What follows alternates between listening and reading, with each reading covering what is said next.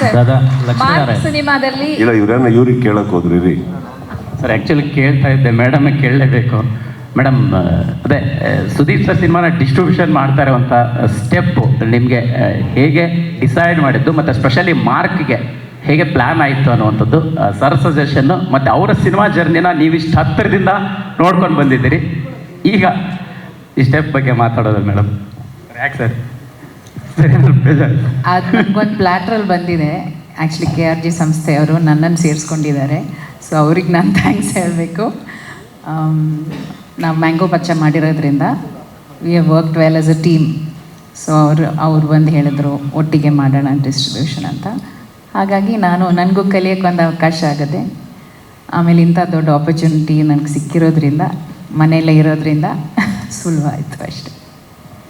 Sudeep sir, mark ಸಿನಿಮಾದಲ್ಲಿ mark ನಮ್ಮನ್ನು ಹೇಗೆ ಕಾಡಬಹುದು ಒಂದು, ಮತ್ತೊಂದು ಸುದೀಪ್ ಸರ್ಗೆ ಎನರ್ಜಿ ಅನ್ನೋದು ಯಾವ ಅಂಗಡಿಯಲ್ಲಿ ಸಿಗುತ್ತೆ ಅಂತ ಹೇಳಿ. ಯಾಕಂತ ಹೇಳಿದ್ರೆ ನಿದ್ದೆ ಮಾಡಲ್ಲ, ಅಲ್ಲಿಂದ ಇಲ್ಲಿಗೆ ಇಲ್ಲಿಂದ ಅಲ್ಲಿಗೆ ಜಂಪ್ ಮಾಡ್ತಾನೆ ಇರ್ತೀರ, ವರ್ಕ್ ಮಾಡ್ತಾನೆ ಇರ್ತೀರ. ಆ ಎನರ್ಜಿ ಅನ್ನೋದು ಎಲ್ಲಿ ಸಿಗುತ್ತೆ ಸರ್ ಅಂತ ಹೇಳಿ ಹೇಳಿದ್ರೆ ಏನು ಮಾಡ್ತೀರಿ? ನಾವು ಟ್ರೈ ಮಾಡೋಣ ಅಂತ ಸರ್. ಬನ್ನಿ ಮನೆಗೆ. ಅಲ್ಲಿಂದಲೇ ಸ್ಟಾರ್ಟ್ ಆಗೋದು JP ನಗರದಲ್ಲಿ ಎನರ್ಜಿ. ಆ್ಯಂಡ್ ಸೆಕೆಂಡ್ಲಿ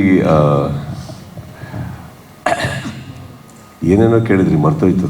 ಮಾರ್ಕ್ ನಮ್ಮನ್ನ ಹೇಗೆ ಕಾಡಬಹುದು ಅಂತ, ಎಲ್ಲ ಸಿನಿಮಾಗಳಿಗೆ ಹೇಗೆ ಭಿನ್ನವಾಗಿ ನಿಲ್ತಾನೆ ಅಂತ. ಸಿ ಒಂದು ಸಿನಿಮಾನ ಮಾಡಿದಾಗ ಪ್ರತಿ ಸಲ ವಿಭಿನ್ನವಾಗಿ ಏನೋ ಕೊಡಬೇಕು, ಹೇಳ್ದೇ ಇಲ್ದಿರೋ ಒಂದು ಕತೆ ಹೇಳಬೇಕು, ಯಾರು ನೋಡ್ದೇ ಇಲ್ದಿರೋಂಥ ಒಂದು ಪ್ರಪಂಚ ನೋಡಬೇಕು ಅಂದರೆ ಯಾರೂ ಸಿನಿಮಾ ಮಾಡೋಕ್ಕಾಗಲ್ಲ. Cinema is an entertainment mode. How mark ಹೇಗೆ ಹುಟ್ಕೋತು ಅಂತ ಹೇಳಿಬೇಕಾದ್ರೆ ಹೇಳಿಬಲ್ಲೆ. ಮಾರ್ಕ್ ಹೇಗೆ ಹುಟ್ಕೋತು ಅಂದರೆ ಮ್ಯಾಕ್ಸ್ ಅನ್ನೋ ಒಂದು ಸಿನಿಮಾ ನಮಗೆ ಇನ್ಸ್ಪೈರ್ ಮಾಡ್ತು ವಾಪಸ್.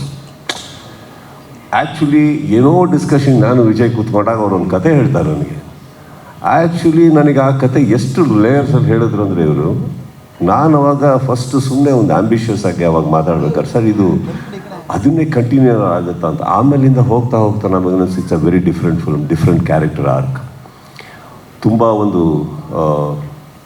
ಒಂದು ಎನರ್ಜಿ ಪ್ಯಾಕ್ಡ್ ಸಿನಿಮಾ ಅನ್ನಿಸ್ತು. ಆ್ಯಂಡ್ ಎಷ್ಟು ಬೇಗ ಅವ್ರು ಬರ್ಕೊಂಬಂದಿದ್ರು.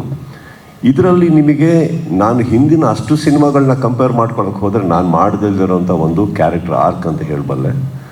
ನೀವು ಮ್ಯಾಕ್ಸಿಗೆ ಅಂತಲೇ ಕಂಪೇರ್ ಮಾಡೋಕ್ಕೆ ಹೋದರೆ because it's the same team. I think ಇದೊಂದು ಮ್ಯಾಡ್ನೆಸ್ ಪ್ಯಾಕೇಜ್ ಇದು ಸಿನಿಮಾ. ಆ್ಯಂಡ್ ಲೇಯರ್ಸ್ ತುಂಬ ಇದೆ. ಹಿಂದಿನ ಸಿನಿಮಾದಲ್ಲಿ ನಾವು ಒಟ್ಟಿಗೆ ಮಾಡಬೇಕಾದ್ರೆ ಇದು ಒಂದು ಲೊಕೇಶನಿಗೆ ಸೀಮಿತವಾಗಿತ್ತು, ಒಂದು ಲೇಯರ್ಗೆ ಸೀಮಿತವಾಗಿತ್ತು.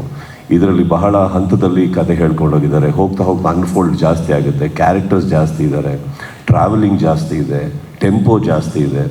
ಆ್ಯಂಡ್ ಮ್ಯಾಕ್ಸಲ್ಲಿ ನಿಮ್ಗೆ ಏನು ಸಿಕ್ತು ಅಂತ ಕೇಳೋಕ್ಕೆ ಹೋದರೆ ನಿಮಗೆ ಸಿಕ್ಕಿದ್ದು ನಿಮ್ಮ ಹೈ ವೋಲ್ಟೇಜ್ ಒಂದು ಎಂಟರ್ಟೈನ್ಮೆಂಟ್, ಕೊನೆ ಫಸ್ಟ್ ರೀಲಿಂದ ಲಾಸ್ಟ್ ರೀಲ್ವರೆಗೂ ಒಂದು ಗ್ರಿಪ್ಪಿಂಗ್ ಆಗಿ ಹಿಡ್ಕೊಂಡು ಕೂತ್ಕೊಳ್ಳೋಂಥ ಒಂದು ಪ್ಲಾಟ್. ಅದು ಖಂಡಿತವಾಗ್ಲೂ ತುಂಬ ಚೆನ್ನಾಗಿ ಹೇಳಿದ್ದಾರೆ. ಆ್ಯಂಡ್ ಕತೆ ಹೇಳಿದಾಗಲೂ ನನಗೆ ಈ ಥರ ಒಂದು ಈಗ ನೀವು ಹೇರ್ ಸ್ಟೈಲ್ ನೋಡಿರ್ಬೋದು, ಎಲ್ಲ ಬೇರೆ ಥರ ಮಾಡ್ಕೊಂಡು ಕೂತಿದ್ದೆ ಸಿನಿಮಾ. ನನ್ನ ತಲೆಗೆ ಫಸ್ಟ್ ಬಂದಿದ್ದೆ ಆ ಥರ ಇರಬೇಕು ಪಾತ್ರ ನೋಡೋದಕ್ಕೆ, ಒಂದು ಮ್ಯಾಡ್ನೆಸ್ ಬೇಕು ಅಂತ. ಹೋಗ್ತಾ ಹೋಯಿತು. ದೆನ್ ಐ ಥಿಂಕ್ ನನಗೆ ಇನ್ಫ್ಯಾಕ್ಟ್ ನಾನು ಕ್ಯಾರೆಕ್ಟರ್ ಏನು ಅಂದ್ಕೊಂಡಿದ್ದೆ ತಲೆಯಲ್ಲಿ ಚಿಕ್ಕದಾಗಿ, ತುಂಬ ಅದನ್ನು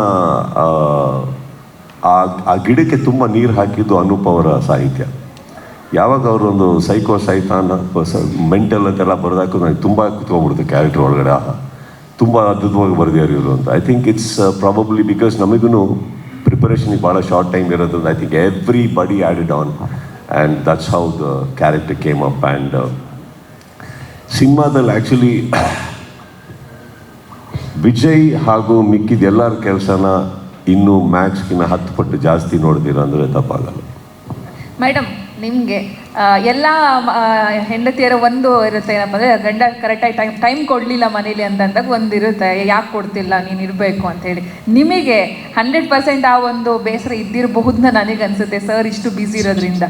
ಹೇಗೆ ಮ್ಯಾನೇಜ್ ಮಾಡ್ತೀರಾ ಅಂತ ಹೇಳಿ, ಟೈಮ್ಗೋಸ್ಕರ ಅವ್ರನ್ನ ಹೇಗೆ ಕೇಳ್ತೀರಾ ಟೈಮ್ ಕೊಡಿ ಅಂತ? ಸಿನಿಮಾ ಮಾಡಿದ್ರೆ ಹಿಂಗೆ ಹಿಡ್ತೀರಾ, ಮನೇಲಿದ್ರೆ ಕೆಲಸ ಮಾಡಲ್ಲ ಅಂತ ಹೇಳ್ತೀರಾ, ಏನಾರು ಒಂದು ಸರ್ ಹೆಂಡತಿಗೆ ಕೊರಗು ಇದ್ದೇ ಇರುತ್ತಲ್ಲ ಸರ್.